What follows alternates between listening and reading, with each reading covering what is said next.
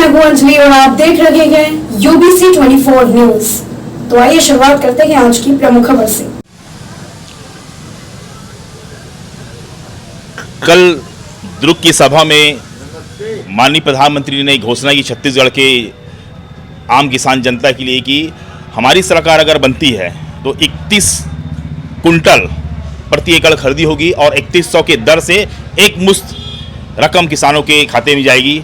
जैसे उनका कहना था कि भूपेश बघेल ने 4 पार्ट में दिया पेमेंट, हम एक साथ देंगे। इस बारे में ऐसा ऐतिहासिक घोषणा पत्र से आम जनमानस में क्या प्रभाव पड़ेगा?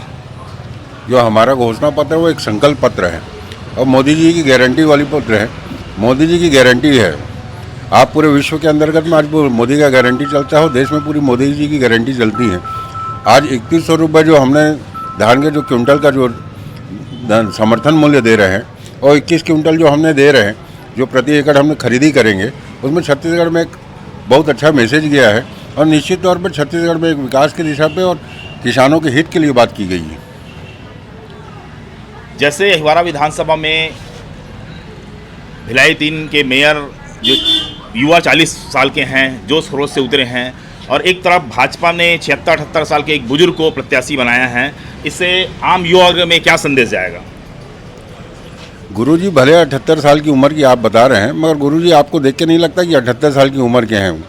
देखो, आज युवा और बुजुर्ग की बात करें तो गुरुजी का एक वर्चस्व है। आज 2008 से लेकर के 2013 तक के, जब तक कि उन्होंने विधायक रहे क्षेत्र के अंतर्गत में, एक विकास की दिशा को एक नई दिशा दिया था। एक अहिवारे की पहचान एक अलग पहचान हो गई थी। आज करोड़ों रुपए के विकास इस क्षेत्र के अंतर्गत में हुए। जल नल योजना की बात करें, शिवनाथ नदी का पानी इस अहिवारा नगर पालिका के क्षेत्र में आया है।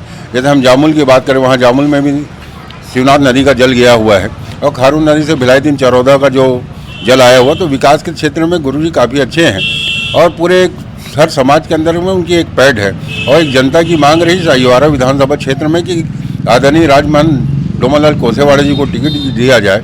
ये एक आम जनमानस के चर्चा का विषय रहा और एक सर्वे के आधार पर गुरुजी को टिकट दिया गया है। एक अंतिम प्रश्न आपसे शर्मा जी, गुरुजी के कार्यकाल में एक बहुत बड़ी घटना हुई थी, जेके लक्ष्मी अग्निकांड, और उस समय कई निर्दोष 4-5 गांव के लोग लगातार कई वर्षों तक कोर्ट कचहरी के उन्हें चक्कर मारते रहे, अंत में उन्हें न्याय मिला। क्या उस समय गुरुजी विधायक थे तो उस समय चाहे तो कंपनी और आम ग्रामीण को भी एक मध्यस्थता करके बीच का रास्ता निकाल सकते, तो इतनी बड़ी जो उनके क्षति हुई इतने वर्षों की, इनकी आर्थिक मानसिक, उसको रोका जा सकता था? नहीं, हम गुरुजी ने उनका प्रयास किया था रोकने का, मगर आम जनता और फैक्ट्री के बीच में सहमति नहीं बन पाई और जो 4-5 गांव के जो किसानों के जो प्रमुख लोग थे उनसे एक बार चर्चा हुई थी और कंपनी से भी चर्चा हुआ था, मगर आपस में इनका समझौता नहीं हो पाया था।